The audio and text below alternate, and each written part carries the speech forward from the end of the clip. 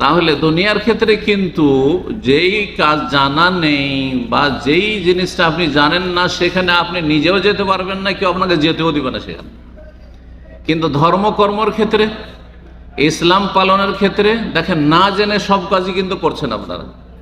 ওমরায় প্রায় লোকেরা যাচ্ছেন, কিছুই জানেন না ওমরার কিভাবে করবেন, এই সাথী সঙ্গীরা আছে, দেখে শুনে সবার সাথে করে নেব, করছেন না? ম্যাক্সিমাম কিন্তু ওমরাকারীর অবস্থা এরকম, ওমরার কিছুই জানেন না। যার ফলে হচ্ছে কি, না জানার কারণে ভুল করার পরে মাসলা জিজ্ঞেস করছেন, তারপরে দম দিতে হচ্ছে, তারপরে উমরা কারো নষ্টই হয়ে যাচ্ছে, হচ্ছেই না। ফিরে চলে আসলেন ব্যর্থ হয়ে, ক্ষতিগ্রস্ত হয়ে, পয়সা খরচ হলো, মেহনত পরিশ্রম হইলো, নেকি কিছুই পেলেন না। দুনিয়ার ক্ষেত্রে কিন্তু এরকম কাজ করেন না। কেন আপনি উমরা করতে যাচ্ছেন, উমরা সম্পর্কে জানা নেই? কেন আপনি হজ করতে যাচ্ছেন, হজ সম্পর্কে জানা নেই? ম্যাক্সিমাম হাজিদের হজের কিছুই জানা নেই, সব দেখা দেখি করবে, দেখা দেখি। একজন আরবি, কোন দেশের মানুষ বলবো না, সাফার উপরে আমি, কিছুদিন আগের কথা বলছি, সাফার উপরে আমি তওয়াফ করে শেষ করে সাফার দিক দিয়ে আবার বেরিয়ে যাব, অথবা তওয়াফের 2-3টা তওয়াফ হয়েছে, আমি ওখানে দোয়া করার জন্য দাঁড়িয়েছি। এসে আমাকে জিজ্ঞাসা করছে যে কোনখান থেকে শুরু করব, কোনটা সাফা কোনটা মারওয়া, কোনখান থেকে শুরু করব? জানেও না যে সাফা থেকে শুরু করতে হয়। ওমরা এসছে আরবি ভাষা, মাতৃভাষায় কোরআন এবং হাদিস। মুসলিম জাতির হচ্ছে এই দুর্দশা, যার ফলে যখন দিনের ক্ষেত্রে, ধর্মীয় ক্ষেত্রে দুর্দশা, তখন দুনিয়ার ক্ষেত্রেও দুর্দশার শেষ নেই। বাস্তব চিত্র এগুলো তুলে ধরছে আপনাদের সামনে। এলএম শেখা অত্যন্ত জরুরি। এখন আসছেন, আপনার হজের চাইতে, উমরার চাইতে কিন্তু রোজা এই রমজান মাসের বেশি জরুরি, বেশি গুরুত্বপূর্ণ। কারণ এটা হচ্ছে চতুর্থ, 4 নম্বর ফরজ, 4 নম্বর ইসলামের খুঁটি। আর হজ হচ্ছে কয় নম্বর? 5 নম্বর। ইসলামের যে 5টি খুঁটির পঞ্চম হচ্ছে হজ, আর চতুর্থ হচ্ছে রোজা। কিন্তু আমার দেশে 3 নম্বরে রোজা বলে, কালেমা, নামাজ, রোজা, হজ, জাকাত।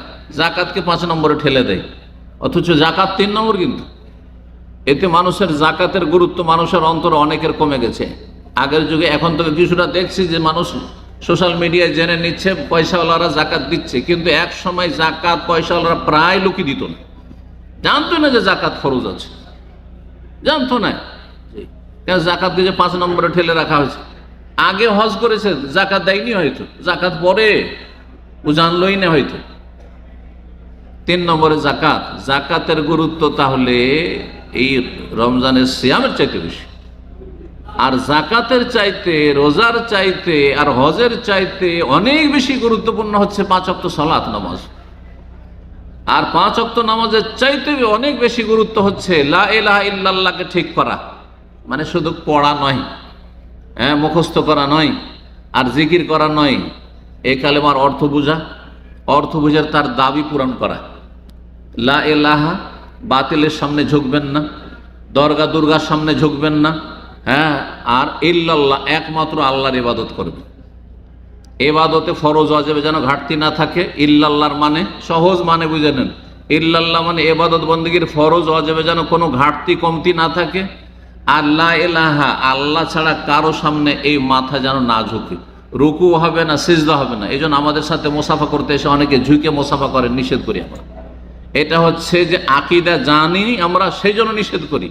কিন্তু আমাদের দেশের পীরেরা, ওরা চায় যে তাদেরকে সিজদা করো, ওরা চায় যে তাদের সামনে ঝুঁকুক। জীবনে এই শিক্ষা দিবেন না যে খবরদার আল্লাহ ছাড়া কারোর সামনে ঝুঁকবেন না। ঝুঁকে কেন সালাম করছে? শেখ বিন বাজ রাহিমাহুল্লাহ, সৌদি আরবের প্রধান মুফতি, সেই আপনার বিগত, তার সামনে সালাম করতে এসে কেউ যদি একটু ঝুঁকতো, বলছে সোজা, বডিকে সোজা করে মুসাফা করো। বডি কেন বাঁকা হচ্ছে? আপনাদের অধিকাংশ লোকের কিন্তু সালাম করতে এসে সালাম আলাইকুম, কেন না ঝুঁকবেন না? বড়দের সামনে ঝুঁকবেন না? যতই বড় হোক না কেন, রাজা হোক না কেন, বাদশাহ হোক না কেন, রাষ্ট্রপতি হোক না কেন, যতই বড় আল্লামা আর শেখ হোক না কেন, ঝুঁকে না। আপনি মানুষের সামনে গেছেন, সোজা আসসালামু আলাইকুম। জি, এটার অহংকার নয়, বরং এটি হচ্ছে যে আল্লাহর হক মানুষকে দেব না, আল্লাহর হক মানুষকে দেব না। ভালো করে বিষয়টি বুঝেন, আল্লাহর হক আল্লাহর জন্য খাস। এটা হচ্ছে তাওহীদ, এটি হচ্ছে লা ইলাহা ইল্লাল্লাহ। এই 5টি বিষয়কে ভালো করে বুঝে নেন, আল্লাহ বুঝার এবং আমল করার তৌফিক দান করেন। এই ভূমিকাতে এই কথাগুলি বললাম কিসের জন্য? যে রোজা যে শুরু করেছেন, 5 রোজা চলে গেল, রোজার হুকুম আহকাম বিধিবিধান মাসলা মাসাইল জানা প্রত্যেক মুসলিম সাবালকের উপর ফরজ।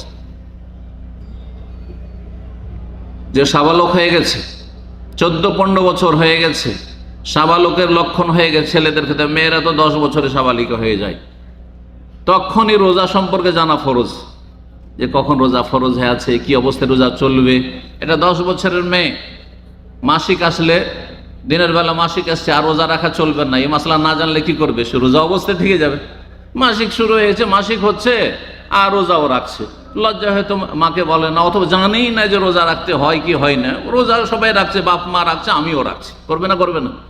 তাহলে চিন্তা করুন তো, আপনার যে মেয়ে আছে 9-10 বছরের মেয়েকে, 9 বছরের মেয়েরও মাসিক হয়েছে হয়, যেহেতু আমাদের কাছে মাসলা মাসাইল আসে তো বুঝতে পারি। সুতরাং এই 8-9 বছর বয়সে একটা মেয়েকে রোজার হুকুম হাকাম জানাইতে হবে, যে মাসিক অবস্থায় রোজা চলে না, আর মাসিক থেকে পাক হলে গোসল করতে হবে, তারপর রোজা, তারপরে নামাজ, নামাজ মাফ, রোজার কাজা, এগুলো জানতে হবে। তাহলে অনেক পুরুষই জানেন না, তো কি করে আপনার মেয়ে জানবে, আপনার বোনেরা জানবে, বা আপনার সমাজের মেয়েরা জানবে? তাহলে বলে ইলমে ফরিদাতুন আলা কুল্লি মুসলিম, প্রিয় নবী সাল্লাল্লাহু আলাইহি ওয়াসাল্লামের তিরমিজির হাদিস, দিন সম্পর্কে এলেম হাসিল করা, জ্ঞান অর্জন করা ফরজ আলা কুল্লি মুসলিম, প্রত্যেক মুসলিমের উপর, সে নর হোক আর নারী হোক। যে কোনো বিষয় যেটা সামনে আসছে জানা ফরজ, সবগুলি জানা ফরজ নাই, যেটা আপনার প্রয়োজন নাই সেটা জানা ফরজ না, কিন্তু যেটা আপনার প্রয়োজন তার আগে শিখা ফরজ। ভালো করে বিষয়, যে এই জন্য জনসাধারণ আমার মতো সব মাসলা জানবে না। আমি ফরজে কেফায়া আদায় করেছি, আপনাদের ফরজে কেফায়া নাই, আপনাদেরকে ফতোয়া দিতে হবে না, সেই জন্য আপনার ফতোয়া জানতে হবে না। কিন্তু আপনার যেই ফতোয়াটির দরকার, এখন তালাক দেবেন, তাই তালাকের মাসলা জানতে হবে। বিয়ে করবেন, বিয়ের মাসলা জানতে হবে আপনার। হ্যাঁ, যখন বিয়ে হয়ে গেছে, ভুলে গেছেন মাসলা, অসুবিধা নেই, আর বিয়ের মাসলা আম পাবলিককে জানা দরকার নেই। কিন্তু রমজান মাস এসেছে, এখন রোজার মাসলা মাসাইলকে নবায়ন করতে হবে। 11 মাসে ভুলে গেছেন, 11 মাস আগে গত বছরে কিন্তু অনেকের মনে ছিল এই কথাগুলি, কিন্তু 11 মাস স্বাভাবিক ভুলে যাবেন, আমরা ভুলে যাব, আপনারও কেন ভুলবেন না? সুতরাং কি করতে হবে, সেই মাসলা মাসাইলগুলিকে আবার নতুন করে রিভাইজ করতে হবে, যে আচ্ছা দেখি তো রোজা ভঙ্গের কারণগুলি কি, হ্যাঁ, রোজার অবস্থায় ফরজ ওয়াজিব কি, হ্যাঁ, সুন্নত মুস্তাহাব কি, এই বিষয়গুলি জানতে হবে। রোজার আদব কায়দা শিষ্টাচার এগুলো কি। এই রোজা সম্পর্কে, সিয়াম সম্পর্কে একটি গুরুত্বপূর্ণ মাসলা হচ্ছে মুফসিদাতুস সিয়াম, বা রোজা বিনষ্টকারী বিষয়, যে সব কারণে রোজা কি হয়ে যায়, নষ্ট হয়ে যায়। সেগুলি কয়টি?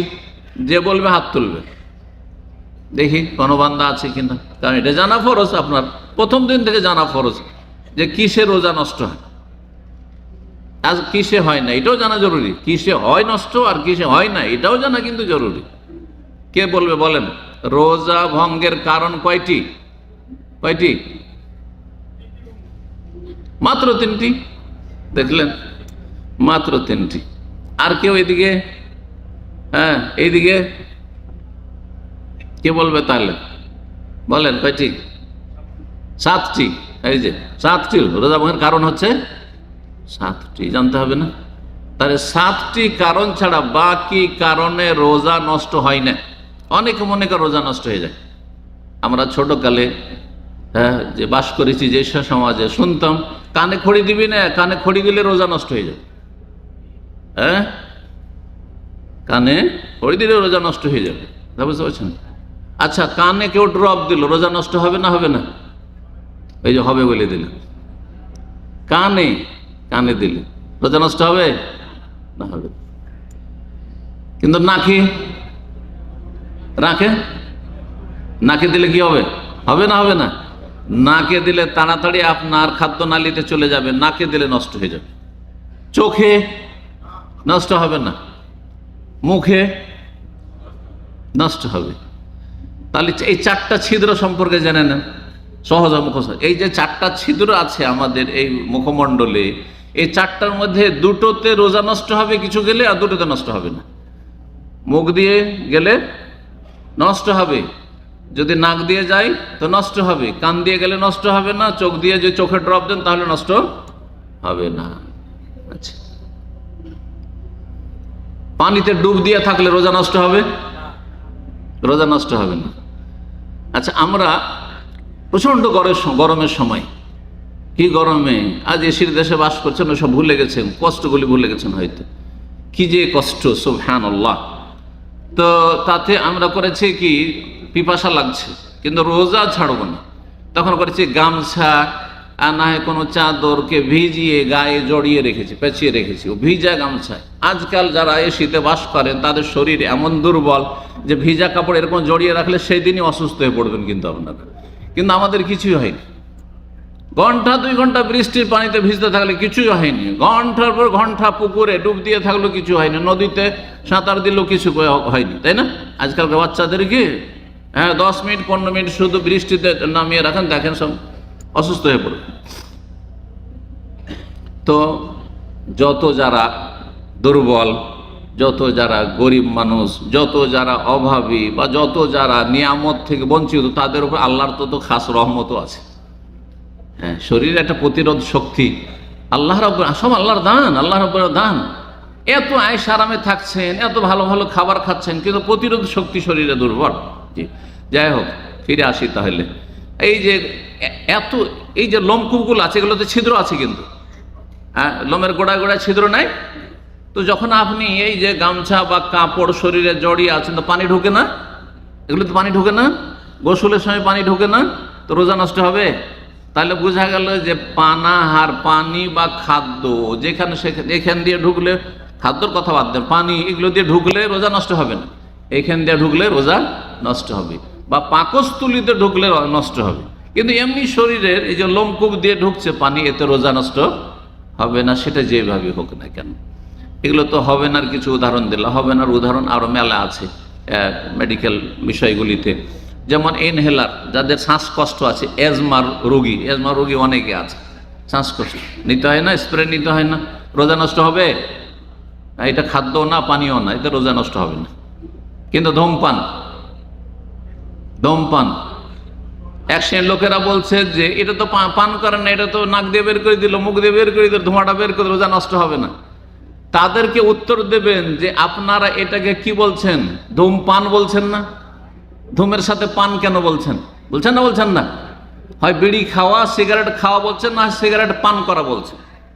একবারে গ্রাম্য ভাষায় সিগারেট খাওয়া বলছেন, আর না হলে শুদ্ধ ভাষায় কি বলছেন? ধূমপান করা বলছেন, তাই না? তাহলে পান করা, তো পান আহারে রোজা নষ্ট হবে না? সুতরাং রোজা নষ্ট হয়ে যাবে। সুতরাং রোজা কি হবে? নষ্ট হবে। জি, কারণ তার একটা অংশ ভিতরে যাচ্ছে, যত আপনি নাক দিয়ে মুখ দিয়ে ছেড়ে দেন, তারপর ভিতরে যাচ্ছে, তারপরে আপনি খবিস টানছেন, আপনি হারাম টানছেন আপনি, সুতরাং এতে রোজা নষ্ট হবে। স্বপ্ন দোষে না জানলে কি হয়? আমি ছোটকালে মামা নানাদের বাড়ি, নানা নানির বাড়িতে পড়ে মানুষ হয়েছে, 2 বছর তাদের বাড়িতে থেকেছি। তো সেই সময় একটা মাদ্রাসা ছাত্র মাদ্রাসায় পড়ে, মাদ্রাসা মৌলবি সাহেব, ওই যে গ্রামে যে এতে পড়ায়, আপনার মক্তবে যে পড়ায়, যেসব ছোট মোটো মৌলবি হুজুরগুলো, সেসব মৌলবি সাহেব, সে ওই গ্রামে, আমার নানা গ্রাম, ফতুয়া দিয়েছে যে স্বপ্নদোষ হলে রোজা নষ্ট হয়ে যাবে। আর তারপরে কয়েকটা যুবক ছেলে রোজা ছাড়িয়ে দিয়েছে, নষ্ট করে দিয়েছে। পরে সেখানে একজন আলেম গেছেন, তখন তাদের জিজ্ঞাসা করলো, তারা ওই ছেলেগুলো পরে জানতে পেরেছে যে না, রোজা তো নষ্ট হয় না, কিন্তু আমাদের রোজা তো আমাদের হুজুর নষ্ট করেছে। তারপরে সেই হুজুরকে অপমান করবে সবার সামনে, সমাজের সামনে, যে আমাদের রোজা কেন নষ্ট করেছে।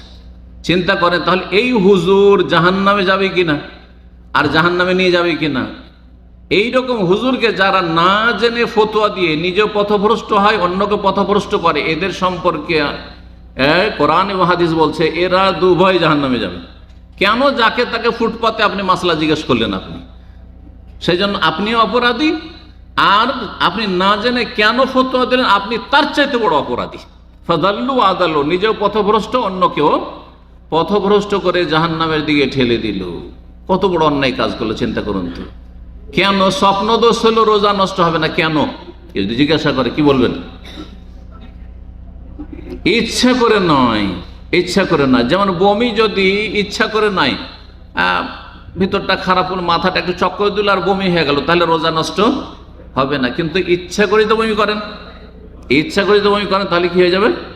রোজা নষ্ট হবে। ঠিক ওই রকমই স্বপ্নদোষ, স্বপ্নদোষ মানুষের এখতিয়ার হতো না, ঘুমিয়ে আছেন স্বপ্নদোষ, আপনার এখতিয়ারে নয়, সুতরাং তাতে রোজা নষ্ট হবে না। নষ্ট হবে না আলোচনা আসলে সেই জন্য এ প্রসঙ্গে কিছু কথা বললাম। মূল যে বিষয়টি আজকের সেটা হচ্ছে পজিটিভ, কিসে কিসে রোজা নষ্ট হবে। এক নম্বর যাতে রোজা নষ্ট হবে সেটা হচ্ছে স্বামী স্ত্রী সহবাস। রোজা অবস্থায় কেউ যদি স্বামী স্ত্রী সহবাস করে তাহলে কি হয়ে যাবে? রোজা নষ্ট হয়ে যাবে। এবং এটি সবচেয়ে বড় অপরাধ। কেউ পানাহার করে রোজা নষ্ট করে, তার চেয়ে বড় অপরাধ হচ্ছে সহবাস করে রোজা নষ্ট করা, সবচেয়ে বড় অপরাধ। এই জন্য কেউ পানাহার করে রোজা যদি নষ্ট করে তাতে তওবা আছে আর কাজা আছে। একটি নষ্ট করেছে, একটি কাজা, আর কাবিরা গুনাহ করেছে, তওবা করে আল্লাহর কাছে ফিরে আসবে, না হলে জাহান্নামের শাস্তি। কিন্তু কেউ সহবাস করে যদি রোজা নষ্ট করে তাহলে তার তিনটি করণীয়, সে বেশি অপরাধী যেহেতু সেজন্য তার করণীয় হচ্ছে তিনটি। এই দুটি, যে রোজা নষ্ট করেছে যে রোজাটি, সেই রোজা কাজা করতে হবে, আর কবিরা গুনাহ করেছে সেজন্য কি করতে হবে? তওবা করতে হবে। আর কি করতে হবে কে বলতে পারেন? কাফফারা দিতে হবে। সেই কাফফারাকে মুগাল্লাজা মানে ইসলামের সবচাইতে কঠিন শক্ত কাফফারা। ছোট কাফফারাও মেলা আছে, যেমন কসমের কাফফারা, 10 মিসকিনকে খাবার দিয়ে দিলেন, 10 মিসকিনকে, না হয় 10 মিসকিন কাপড় পরিয়ে দিলেন, আর না পারলে 3টা রোজা রেখেন, ঠিক না? 3টা রোজা মাত্র। কিন্তু এইখানে কি করতে হবে? একটি রোজা নষ্ট করেছে সহবাস করে, জেনা নয়, সহবাস স্ত্রীর সাথে, যেটা মাগরিব পরে হালাল ছিল, রমজান মাসে রাতে হালাল ছিল। আল্লাহ বলছেন 187 নম্বর আয়াত সূরা বাকারা, ওহিল্লা লাকুম লাইলাতাস সিয়ামির রাফাসু ইলা নিসা। এটাও জানা খুব জরুরি, আর এটাও অনেকে জানেন না। রমজান মাস, মোবারক মাস, রাত্রে কি করে বিবির কাছে যাব? যেমন মক্কা এসে, মদিনা এসে অনেক হাজি সাহেবরা মাসলা না জানার কারণে এত ভয়ে থাকে। আমাকে যে কত এরকম হাজি জিজ্ঞাসা করেছে যে শেখ, আমি তো পরিবার নিয়ে এসছি মক্কা, এখন উমরা করে বা হালাল তো হয়ে গেছি, আর 8ই জিলহজ এহরাম বাঁধবো, এর মাঝে কি আমরা স্বামী স্ত্রী কাছাকাছি হতে পারবো? এটি জানা নেই। তো সেম তো ওই রকমই এইটা, যে রমজান মাস, মোবারক মাস, কি করে রাত্রে মানুষ ইবাদতবন্দি করছে, তারাই পড়ছে, আর আমি স্ত্রী সহবাস করব, তাই না? জায়েজ না জায়েজ নয়? জায়েজ কিনা? রাত্রে জায়েজ, সূর্যটা ডুবে গেলেই জায়েজ, কিন্তু সূর্য ডুবার 5 মিনিট 2 মিনিট আগেও কেউ যদি সহবাস করে তাহলে কত বড় কাবিরা গুনাহ করলো। তার জন্য কাফফারা মুগাল্লাজ, কঠিন কাফফারা। কি কে বলবে? হ্যাঁ, 60টি রোজা রাখতে হবে, তাও অবিরাম, মাঝখানে গ্যাপ দিলে হবে না। শরীয়তের ওজর যদি থাকে, মাঝখানে অসুস্থ হয়ে গেছে তাহলে গ্যাপ দিতে পারবে, অত মাঝখানে একটু সফরে মক্কা মদিনা কোথাও চলে গেছে তাহলে গ্যাপ দিতে পারবে, না হলে একটানা এক নাগারে রেখে যেতে হবে 2 মাস ধরে, শাহরাইনে মুতাতাবিআইন। সেটা যদি না পারে মানে বলে দিলে হবে কে পারে আর কে পারে না। যে রমজানের রোজা রাখতে পারছে সে কাফফারাও পারবে। ভালো করে শুনে রাখেন, কারণ কেউ বলবে না যে আমি পারবো, তাই না? এই জন্য তার মাপকাঠি হচ্ছে, যে রমজানের রোজা রাখতে পেরেছে সেই ব্যক্তি 60টি রোজা রাখতে পারবে, সে রাখো। কেন? একটি নষ্ট করেছো সহবাস করে, সুতরাং কি করো? 60টি রোজা রাখো। হ্যাঁ, যে রমজানই রাখতে পারে না, অসুস্থ, সে কি করে আর কাফফারা রাখবে? রমজানই অচল, কিন্তু শারীরিক চাহিদা আছে, জন চাহিদা আছে, সহবাস থামতে পারেনি বা শয়তান এই কাজ করিয়ে দিয়েছে, তাহলে কি করবে? যখন 60টি রোজা রাখতে শারীরিকভাবে অক্ষম, কি করবে? হ্যাঁ বলেন, কেউ 60 জন মিসকিনকে খাওয়াবে। 60 জন মিসকিনকে, একজন মিসকিনকে যদি আপনি খাবার শুকনো দেন 1.5 কেজি করে চাউল, তাহলে কত কিলো চাউল লাগবে? 90 কিলো চাউল দিতে হবে। 90 কিলো চাউল দিতে হবে একটা রোজা এইভাবে নষ্ট করার কারণে। আর তওবা তো করতে হবে। তওবা মানে যে তওবার শর্ত রয়েছে, জীবনে আর এরকম করব না, অনতপ্ত লজ্জিত হওয়া, গুনাহ বন্ধ করা, আগামী জন্য প্রতিজ্ঞা করা, জি, এইসব শর্তের সাথে। 1 নম্বর কারণ। 2 নম্বর কারণ হচ্ছে সহবাস তো নয়, কিন্তু সহবাসে যে কাজটি হয় সেটা হচ্ছে যে ইচ্ছাকৃত বীর্যপাত করে দাও। ইচ্ছাকৃত, স্বপ্নদোষ অনিচ্ছাকৃত, আর তার বিপরীতে নষ্ট হয়ে যাবে ইচ্ছা করে কেউ যদি বীর্যপাত করে। যৌবনকালে অনেকেই এইরকম মানে বদভ্যাস রাখে যে থামতে পারে না, তখন কি করে হস্তমৈথুন করে, হস্তমৈথুন করে। এতে দুনিয়াও নষ্ট, আখেরাতও নষ্ট। আখেরাতের আগে আপনার শরীর নষ্ট। যারা হস্তমৈথুনের বদ অভ্যাস রয়েছে তারা বিবাহ করার পরে কখনো পারিবারিক শান্তি পায় না, কখনো পারিবারিক শান্তি পায় না, কারণ স্ত্রীর শারীরিক চাহিদা মেটাতে পারে না, যার ফলে স্ত্রী তার কোনো সম্মান করে না, স্ত্রী তাকে অন্তরকে ঘৃণা করে, বরং স্ত্রী নাউজুবিল্লাহ পরকীয়ায় লিপ্ত হয়। যে আজকাল মেয়েরা পরকীয়ায় লিপ্ত হচ্ছে তার মেলাগুলি কারণের মধ্যে এটা একটি বড় কারণ, বড় কারণ। এটি আরো কারণ আছে। বেহায়া সমাজ, আপনার বাড়িতে পর্দা নেই, আপনার শ্বশুর বাড়িতে পর্দা নেই, আর তারপরে কলেজ ইউনিভার্সিটিতে পড়েছে সেখান থেকে তার বয়ফ্রেন্ড আছে আপনার স্ত্রীর, আগে থেকে অন্যের সাথে আছে, অথবা যার তার সাথে আপনি দেখা সাক্ষাৎ তার কথা বলার সুযোগ দিচ্ছেন, অথবা ফোন দিয়ে রেখেছেন, অন্তরে আল্লাহর ভয় নাই, স্মার্টফোন আছে, যেখানে সেখানে ও কন্ট্যাক্ট করছে। মেলা কারণ আছে, কিন্তু এটি হচ্ছে একটি গুরুত্বপূর্ণ কারণ যেটা দোষ আপনার, যা আপনার স্ত্রীর স্বভাব খারাপ। কেন? যেহেতু আপনি আপনার স্ত্রীর শারীরিক চাহিদা মেটাতে পারছেন না। কি জন্য? আপনার বোধ চরিত্রের কারণে। যৌবনকালে বিয়ে করা উচিত ছিল, বিয়ে করতে পারেননি, বিয়ে না করতে পারছেন, রোজা রাখতেন, কিন্তু আপনি সেই হস্তমৈথুন করেছেন। আর সাময়িক আপনি মনে করেছেন যে যাক আমার শরীরটা তো ঠান্ডা হলো, কিন্তু অশান্তির শেষ থাকে না। দুনিয়ার অনেক অশান্তি রয়েছে, আর তারপরে বড় আক্ষেপ সারা জীবন করতে থাকবেন যে আল্লাহর এত বড় নিয়ামত থেকে বঞ্চিত, যে আমি স্ত্রীর কাছে গিয়ে স্ত্রী সম্ভব ভালো করতে পারছি না, আর তারপরে আখেরাতে ক্ষতিগ্রস্ত। এটা ভালো কাজ নয়, এটা নোংরামি। আল্লাহ বেঁচে থাকার তৌফিক দান করুন। বিশেষ করে যুবকদেরকে বলছি, আর বিশেষ করে ওই সব ভাইদেরকে বলছি যাদের বদ অভ্যাস রয়েছে, আল্লাহ মাফ করুন, আল্লাহ সংশোধনের তৌফিক দান করুন। রমজান মাসটা এটা একটা ট্রেনিংয়ের মাস। এই রমজান মাসে সারাদিন কিন্তু ধৈর্য ধরে থাকছেন, আর মাত্র কয়েক ঘন্টা ধৈর্য ধরলে তো ঘুমিয়ে পড়লেন। ঠিক এই ট্রেনিং কোর্স করেন যে আমার একটা বদ অভ্যাস ছিল হস্তমৈথুন বাদ, আমার একটা বদ অভ্যাস ছিল ধূমপান করা বাদ, এখান থেকে তওবা। জি, আমার বদ অভ্যাস ছিল পান খাওয়া, জর্দা খাওয়া, হারাম খাওয়া বাদ। এইভাবে দেখবেন যে মেলা হারাম থেকে বেঁচে যেতে পারবেন। তো ইচ্ছাকৃত বীর্যপাত করা 3 নম্বর হয়ে 2 নম্বর হলো। 3 নম্বর কি? হ্যাঁ না, পানাহার। 3 নম্বর হচ্ছে পানাহার, কিছু খাওয়া বা পান করা, রোজা নষ্ট হবে। 4 নম্বর হচ্ছে পান করা নয়, খাওয়া নয়, কিন্তু তার কাজ করে। এমন স্যালাইন নিচ্ছেন যেই স্যালাইনে খাবারের কাজ করে বা পানির কাজ করে, তাতে কি হয়ে যাবে? রোজা নষ্ট হবে। কয়টি হলো? 4টি হলো। 5 নম্বর হচ্ছে ইচ্ছা করে বমি করা, ইচ্ছা করে বমি করা।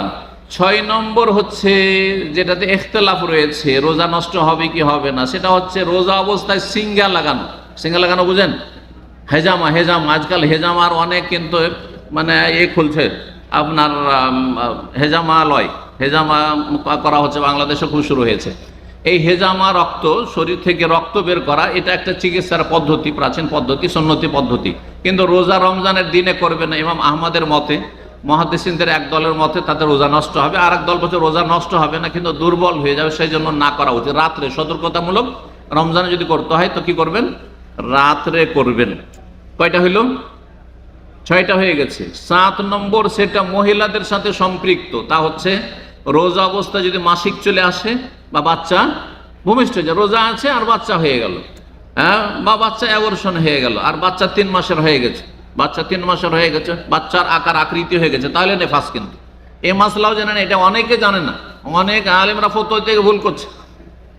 বাচ্চা নষ্ট যদি হয় আর সেই বাচ্চা 81 দিন বয়স হয়ে গেছে, তাহলে হাত পা মাথা আকার আকৃতি হয়ে গেছে, তারপরে যদি ব্লিডিং হয় তাহলে সেটা নেফাস। আর আকার আকৃতি কিচ্ছু বোঝা যায় না, মাথা বোঝা যায় না, পা বোঝা যায় না, শুধু দেখা যাচ্ছে ভ্রূণ অথবা জমাট বাঁধা রক্ত, এইরকম যদি হয় আর তারপরে ব্লিডিং হচ্ছে, সেটা তাহলে ইস্তেহাজার হুকুমে সেটা নেফাস নয়, সুতরাং তাতে রোজা নষ্ট হবে না এবং নামাজও পড়তে হবে, নামাজ মাফ হবে না। কয়টি হলো? মাসিক অবস্থায়, মাসিক যদি হয়ে যায় রোজা অবস্থায়, সাথে সাথে রোজা ছেড়ে দিন। ইফতার করার 1 মিনিট আগে, যে এখন 1 মিনিট ধরেন আছে, 1 মিনিট আগে এই সময় কি হয়ে গেল? মাসিক হয়ে গেল, এই রোজাটা নষ্ট হয়ে গেল। কি করতে হবে? রোজা কাজা করতে হবে, আর সালাতের হচ্ছে, নামাজের হচ্ছে মাফ। তো এই গুরুত্বপূর্ণ মাসাইলগুলি মনে রাখতে হবে। আগামীকালকে আপনাদের জিজ্ঞেস করব, দেখি কয়টা হাত উঠে। আল্লাহ রাব্বুল আলামিন আপনাদেরকে ইসলাম সম্পর্কে জ্ঞান অর্জনের তৌফিক দান করেন, আমলের তৌফিক দান করেন, রোজা কবুল করেন, 5 ওয়াক্ত সালাত কায়েম করার তৌফিক দান করেন।